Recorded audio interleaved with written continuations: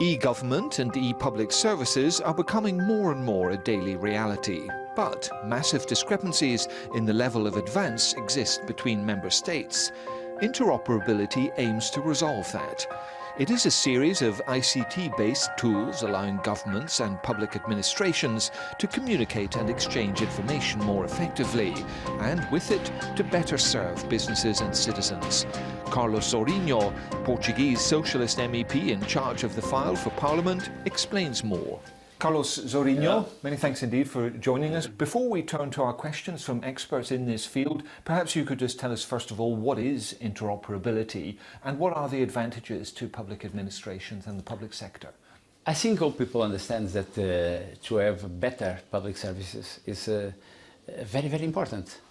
But you have some constraints in budget, and you need to be efficient in the way we deliver these services. So what means interoperability is to put public administrations talking between between these administrations, and exchange the best practices, and don't duplicate data, don't duplicate procedures, don't duplicate algorithms and forms to solve questions. Let's turn to our first question. Okay. The new public procurement directives turns e-procurement mandatory in 2018. Yes. Implementing interoperability in the pre-award would automatically generate a huge network with 10,000 contracting authorities, launching tender opportunities, cross-border opportunities, involving more small and medium-sized companies in a completely transparent process. Isn't this an exciting way to stimulate the single market? Yes, it's really a very exciting way, and this is a very interesting question. I don't want to create false expectations, because I think you can think that the HISA program is the first legislative decision of the new digital single market. But to answer all these questions, you need the digital union, you need the digital single market. Here's our next question here. The UK CCIO movement believe that every citizen has a right in a digital age to have their important healthcare information delivered to the point of need whenever and wherever they are. When will we be able to expect the same level of interoperability that banking has in the healthcare industry in Europe? This is really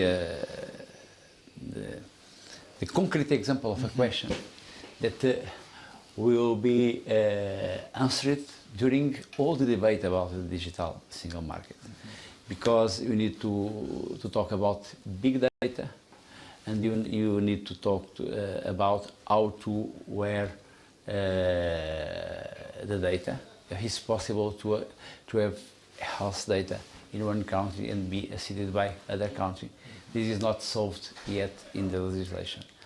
But I think that in the future we need to achieve a good compromise between privacy protection and better service for people. Okay, question number 3, which is more about the building blocks. Do you think it would be possible in the near future to share data between European public administrations via an open source tool or in the same format, like for instance .csv? This would make the exchange of data much more easier and avoid the purchase of patented software. We are more for to develop frameworks than final solutions.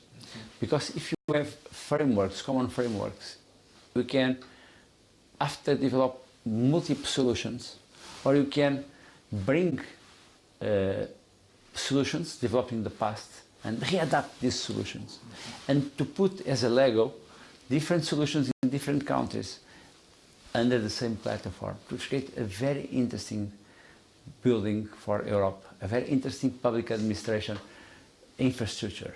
Why does Mr. Bale say that or want open source to be part of the framework? This is a very old question in Europe, in other countries.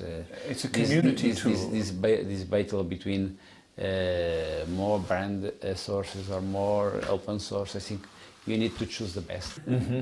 Okay, let's move on to our last question. I think interoperability, e-government, should be developed in the Portuguese public administration and at the European level. That's a no-brainer for us. My question to Mr. Carlos Zorrinho is if such topic could cover fiscal harmonization for European workers. In our opinion, this will enable them to work in several countries and benefit from a standard fiscal process. Our question is if this is in your agenda. Thank you.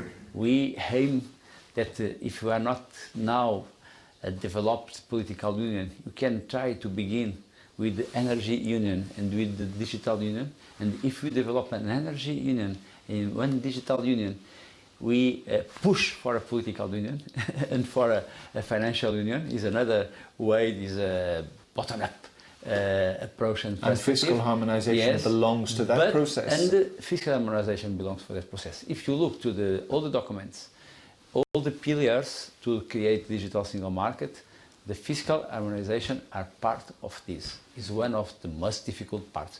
But one more time, the ISA report is only the first step, and don't solve these questions. Okay, Carlos Zorrinho, thank you very much indeed. I appreciate for steering through a complex issue. Thank you very much indeed. Thank you. Sejam priorizadas.